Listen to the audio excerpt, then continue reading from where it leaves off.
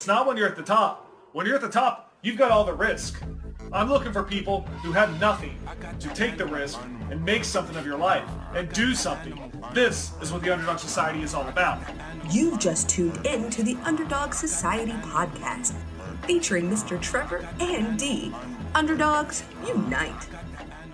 Hey guys, welcome to the Underdog Society podcast. My name is Trever Varney. And I am Dee. You can find us on Facebook, Twitter, YouTube, Instagram, SoundCloud, and TreverVarney.com. Be sure to leave us a review. We always appreciate it. Even if it's on Instagram, subscribe. Let us know what you think. That's right. Today, we're going to talk about our last podcast. I feel like we got a lot of information in 20 minutes. Right. Almost too much content. It's a little overwhelming for people. I understand. So what we're going to do now is we're going to break down each chapter of the Millennial Mindset. It's a book that I'm writing. It'll have 5 steps to really how people shop today and how you can be better at sales, commissions, making money, and just life in general. So today we're going to break down step 1, which was making decisions on the fly. We're going to talk about 3 little steps inside of this mini chapter on why this is important and explain what it is, because there is a lot of content to really get all this out in 20 minutes. Obviously, when you hear making decisions on the fly, you got to be quick. I get this because I talk to a lot of other business owners and dealers, and a lot of people have a hard time thinking for themselves. I mean, this is life in general. A lot of people watch the news and they say what the news says. A lot of people have problems forming their own opinion, but that happens in the workplace too. If you can't make your own decisions, how are you going to sell something? When you have to go to 10 different managers and get questions, the customer sees that. So you've got to become educated. That's the first step. You have to know what you're talking about, and you have to know how to sell. Like we said last week, you are the subject matter expert. The customer doesn't know what they want until you tell them what they want. So you have to be very active in being a part of what the customer is going through, because you're the one with the answers. What Trevor's saying is if you're reaching out to a manager every single time a customer has a question, they lose confidence in you. This is the golden age of sales. If you have a customer in front of you, take advantage of it. There's a reason he's in front of you, because he needs help. Or he'd be buying on Amazon. As soon as Ford starts selling cars on Amazon and people don't have questions, you know what I mean? That's not going to happen. It's this emotional purchase, right? A house, a car, insurance. And people have more questions than a computer can freaking answer. Right. I mean, I couldn't even turn, as good as you want to say the internet is and it's taking jobs and it's taking sales jobs. I tried to get a cell phone and add a line on AT&T's website yesterday. I couldn't even find their 800 number to call them. That sucks. It's such a pain in the ass. Yeah, and maybe they have a bad website, or maybe you just want to talk to a person, right? Who can help you. Absolutely. Which is where you come in. But you got to be able to make these decisions on the fly. And so once you're educated, and not just educated about the product you sell, educated of how to sell that product. Right, the process to sell. Which is the road to the sale. Absolutely. Any professional sales job typically is going to have your road to the sale. And it's going to be a 5 to 10 step process of greeting your customer, getting your customer qualified, putting them on paper, getting them approved, selecting the vehicle or the product that they're purchasing, and then closing. Yeah. And that happens on and offline, guys. You can start from the sales process of somebody just visiting your website all the way to them receiving your product. So it's on and offline. It's a handshake. It's a virtual handshake. It's more than just a small thing. It's something that's it's called it's called the checkout online. Yeah. Because not everything here applies to just in person. We're e-commerce, we're brick and mortar. We do it both. Yeah. And you have to be good at both now. Yes. That's the time that we live in. You cannot just be good at one. Right. If they were, Amazon wouldn't have bought Whole Foods. Absolutely. There's still brick and mortar is still alive. If anything, it's growing. It's growing in different segments. And the 80,000 square foot Sears is not going out of business because people don't like the Sears doesn't advertise. They don't brand themselves well. They have too much overhead for the products that they sell. Right. If they cut their store in half, sold better products, had better customer service, and they actually branded the stuff that they do. Yeah. Boom. Now you got a business. Yeah. And they do advertise. It's just, it feels like to me their advertising is almost 10 years behind. Like they stayed on TV advertisement for too long. Right. And that, again, over budget. Yeah. Go from 80,000 square foot to 10,000 square feet, advertise on Facebook for a quarter, right. Pennies on the dollar. Comparatively, sure. Start targeting people who are buying washers and dryers and whatever they sell. Right. It's that simple. So obviously being educated is the main thing we talk about, not just on your product, not just on how to sell, but part of that education, the simplest form of it is being professional and being nice. What else can you ask for? And being professional doesn't mean kissing their ass. Like, I don't always want someone who is walking me through the process. I want someone to push me through the process. That's the difference between a professional salesperson and an amateur. Right. Do you want, if you're going to walk someone, hey guys, this is step number 1, let's walk it. No, I'm telling you where to go. I'm driving the car. Do you feel like push is a little harsh? Like for me, if I hear somebody say push versus guide, it's almost like pushing me in the back versus putting your hand on my back and walking me through it. Yeah, absolutely. You don't want to be pushy or too aggressive, but that's why you have to know your customer. But you should be in the driver's seat. Right. At no point should you be, I don't care how you want to classify it, at no point should you have someone driving your car for your sale. Right. Not even your manager. This is, why we talk about don't leave your money-making decisions up to other people. It's a major point. If you can learn and grow and be knowledgeable and professional and know this information, you don't have to rely on letting other people make those decisions for you. Mm-hmm. You just can't do that. That's why it's making decisions on the fly. It's not making decisions an hour later with your manager's approval. Right, right. But this is why you have to be really sharp nowadays. It's, people had time back then. Right. I mean, I literally can't sit. If I sit in a room for 20 seconds by myself, I pull my phone out and I text or I get on Facebook or I do something. Mm-hmm. I mean, the fidget spinner is the biggest selling product of the year. People can't stop moving. Right. So if you can't make a decision quick, think of if you sat for 5 minutes while I went and asked for my manager's approval or even a question, think of all the mind space. Like, I've already talked myself out of buying this product. Right. I've decided to buy 2 of this product. I've called other people. I've sat in Best Buy while I waited for help and bought shit on Amazon multiple times. Right. I go there, I test the product. No one helps me. I sit around and I'm like, I guess if I can close out this order on Amazon, it'll be at my house tomorrow. Right. It takes out that element of the impulse buy when you have to wait. It's no longer just a snap decision. This is what I want right now. But that's the society we live in. So if you give somebody the chance, actually, just a quick statistic, people in 1992 had an attention span of 2 minutes and 30 seconds. Today, we're down to 140 characters. So you better get to it right away. Yeah. And that's why, you have to know your customer. Yeah. And unfortunately, I mean, depending on what you sell, maybe if you're selling hearing aids, you have a little more time. Yeah. That's a good example. But most people who sell stuff, you got 140 characters to get your information in, done, decided, being professional. And this is why there's so many different things that you have to do instantaneous to be successful. At the same time, firing off on all pistons. Absolutely. Yeah. And if you're not educated and you're sitting there like, well, how do I become more educated? Or how do I become more professional? Surround yourself with people who are. Right. When I was new in this business, I sat in the manager's desk all day. I listened to how he talked on the phone to customers, how he talked to lenders, how he talked to the bank. And I spent a lot of time around the other people that were successful. Because in any business, let's say you got 20 people that all do sales. Mm-hmm. 5 of them are probably rotating terrible people who aren't good at sales, great people, but they're not good at sales and they're constantly hiring. Then you got the top 5 who are making 75% of the sales. Right. And then you've got the middle people who kind of show up, make their minimums, make enough to live on and survive and continue. Right. So who are you going to work with? Who do you want to surround yourself with? Who are you eating lunch with? Yeah. I mean, just talk and mingle and learn and become knowledgeable. That's what's great about being an underdog is you're not born with this knowledge. You can learn it. Listen to any sports figure. Sports figures say, from the time I was a little kid, I was emulating and watching Michael Jordan, Larry Bird, LeBron James. So they're emulating people. Why not use the same thing in sales to further your goals and make more money? Yeah, I always find the guy that makes the most sales and just hang out with him. Yeah. You will get free information. He doesn't even know he's teaching you how to take his own money. Right. And hopefully they don't view it that way because there is some teamwork in sales. But you got to do this step. Yeah. It's huge. And it all ties together, education, being professional, nice, hanging out with the right people, and knowing your customer, how they shop, how quick you need to sell them. And obviously, in the end, you want to close.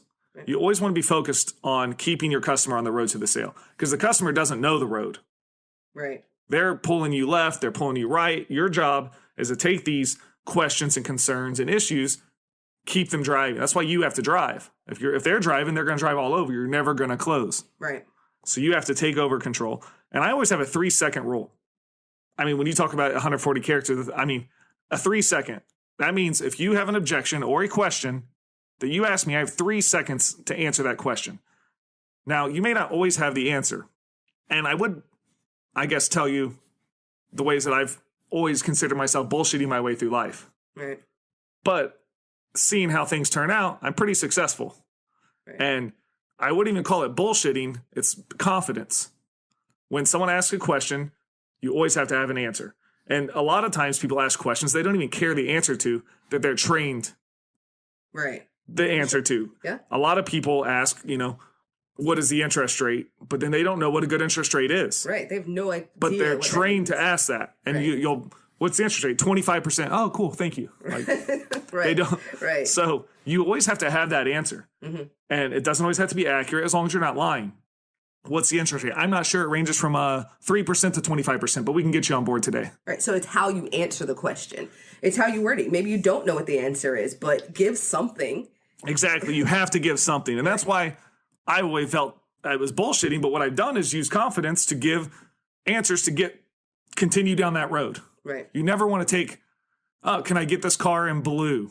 You're like, I don't know if the car comes in blue, but my answer, you've got 3 seconds because as soon as you don't know, the guy starts thinking, maybe this isn't the guy I want to sell me something. Right. I'm sure we can get it in blue. Let's go sit at my desk and check. Right. And I have these 3 or 4 basic sales closes on any question that someone would ask me. Right. And that's one of them if you're looking for an example. You know what? I'm pretty sure we can do that. Let's go sit at my desk and talk about it. Like that, you're answering the question by continuing the conversation to go down the road. Now, when they're at their desk, you've already gotten to step 3. Right. Because that's your goal is to get them in, greet the customer, get them to your desk, get them qualified, pick out, whatever their product they're buying, and then close. So following that road and always being able to use confidence to drive.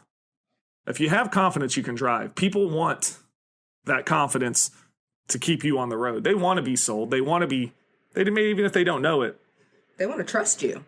I think that's a big part of it. They want to trust you. We were talking about knowing your customer, and if you know your customer and they trust in you, you make a customer for life. You may even have their kids as customer, and then think about anybody who's attached to them in their network. They are going to say, here's my 1,000 friends on Facebook. Hey guys, I bought this great car. I had a great meal. I did whatever the thing is that you do. They're going to trust you enough to come back. And you want to continue that cycle and just repeat and repeat with every customer. Yeah. And trust is, I don't even know how to explain it properly. Like you have to get people to trust you to sell to you, but it's not real. Like you're not marrying this person. Right. You're not forming a relationship anything other than professional. Right. Like my hairstylist doesn't have to be a good person or make certain decisions around her life, but I would like them to be good at cutting hair. Right. So this is what you have to be a professional to get them to trust you in the sale. Right. I do think, though, there's an element, and you can, say how you feel about this, but I do think there's an element where people are closer to me when I do give a little bit of that personal. Like, oh, yeah, you come from D.C.? I grew up right outside of D.C. I do have, like, a little bit of a personal level, but it's not like, and here are all my life choices, and you get to judge me, and now, do you trust me or not? Yeah, and those are always good connecting pieces as long as they keep you on the road. Right. There's nothing worse than I hate seeing a salesperson pull the customer off the road. I'd like to buy this bike today. Oh, well, did you know the gas mileage on this bike? Like, he doesn't care. Right. It's a motorcycle. Right. Or he's buying a Corvette. The gas mileage is not. It's on his. Right. It's not buying the 4-cylinder base car. Stop shooting yourself in the foot. Yeah. Ask the right questions. Keep them on the road. Keep them talking. Yeah. Make sure. Find 3, and maybe I should just give specific examples on every single one of these. But the problem is, depending on what you sell, depending on how that works, but you have to have 3 closes to your 3-second rule. Mm-hmm. So no matter what the question is, you have to be able to transition that to keep someone on the road. Okay. And these are blanket statements that will work for anything. Okay. You got examples? Yeah, I mean, the desk one is the one that I always go to. Mm-hmm. That it doesn't matter if, can I get a proof of this? Absolutely. Let's go sit down and see. I mean, you always want to be using positive adjectives when you're in the close. Absolutely. Yes, absolutely. Let's sit down at my desk and find it for you. We can do that. Yeah, so those are easy objectives to push someone towards keeping them on the road. And that's where confidence and you have to be educated in knowing the sale. I think that's a good point that you make there, because it kind of talks to your point of not relying on other people to get your money or to get your yes, because at that point you've already know kind of what the limitations are. Go ahead and take that risk. Be like, hey, yeah, I can offer you the employee discount, and maybe you do get the no, but at the end of the day, from your manager, but at the end of the day, you got that person kind of, like you said, to your desk. Steering them in the direction. And don't be scared to skip a step. Right. Or rearrange. A lot of times people think they're so educated that they're going to follow each step 1 through 10. And when the customer's like, I want this bike right now. And you're like, well, let's go have a seat at my desk. Shake his hand. Say, congratulations, sir. Where's your credit card? Boom. Yeah, skip those steps. Right, listen to what the customer's actually telling you. Yeah, yeah. There's nothing wrong with someone walking in the door, not knowing their first name, selling them a vehicle or a product, shaking their hand, running their credit card, and saying goodbye. I've seen it happen. I've seen somebody walk in here like, I got $13,000 in my pocket right now. Let me buy a bike. Don't feel like you have to do the road and the close and become their best friend on Facebook and then social market media. Like, this is where thinking on the fly and making good decisions comes in. Right. Is knowing the difference of when to do this and when not, and knowing your customer. Is this the customer that wants to be here for, you'll know. Like, all right, this guy's goal, I can tell when he wants a motorcycle or he wants a car, but he wants to be out of here in like 30 minutes. Right. Like he's more important. That's more important to him than the actual vehicle itself. Yeah. Because he doesn't care about cars. He's coming in to buy a car because he has to get one to get to work. Right. So he's already, I like Fords. I want the cheapest Ford 4-door sedan that they offer that has good gas mileage. Right. There's the Focus. Done. Shake his hand, sell him the vehicle. Right. And if it's financed, same thing. Anytime you shake the hand and close the deal, you can do that before you've actually closed the deal. Right. Hey, I saw the car online for this price. That's what I'd like to pay. Shake their hand. Congratulations. Always grab the driver's license as a subconscious way of closing a sale. Right. And in the automotive industry. Right. Or their credit card. Yeah.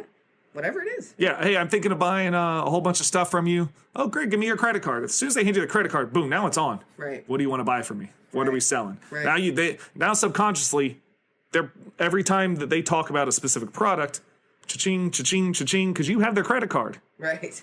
Like he's planning on buying from you. You couldn't get a more subconscious way of purchasing. Right. That's why they always say the test drive is so important, because in their mind, that's their car now because they're driving. Right. But if the guy doesn't want a test drive, who cares? I've seen big dealerships that force you to go on a test drive. Forced.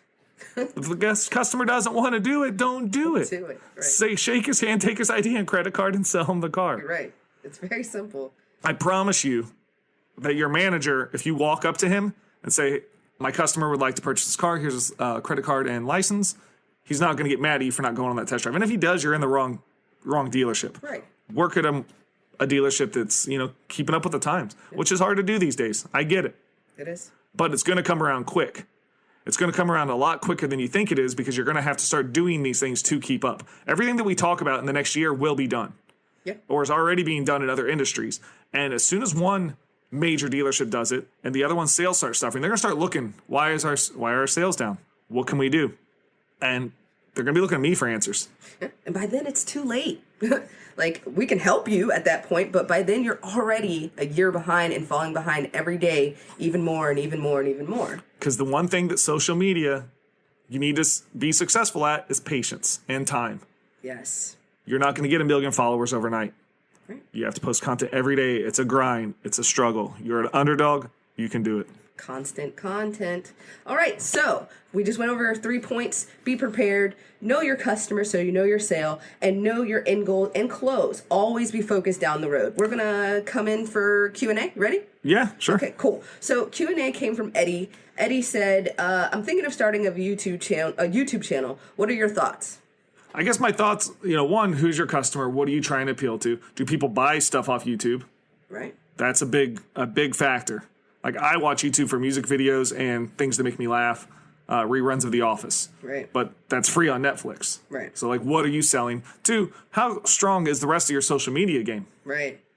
I mean, if you're a huge player on Facebook already, to me, Facebook's the basic, simple, if you're going into another form of social media but you don't have a strong Facebook, that's my opinion. I know everyone is going to have a different opinion on that, but focus on your core, your Facebooks, your Instagram. Even Twitter is a good form of communicating and selling way more than YouTube. But if all your other points are very strong, and you have that down, boom, hit YouTube up. Yeah. Definitely a good way to make some extra money. Sure.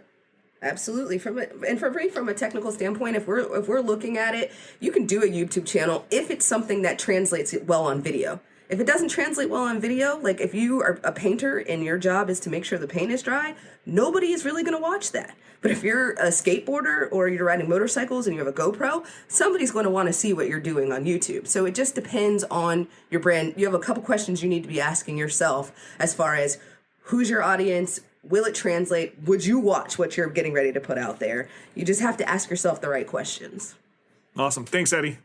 All right. Check us out next week. We're going to talk about chapter 2 of the book, The Millennial Mindset. Make sure you find us on Facebook, Twitter, YouTube, Instagram, SoundCloud, and TreverVarney.com. Like, follow, share.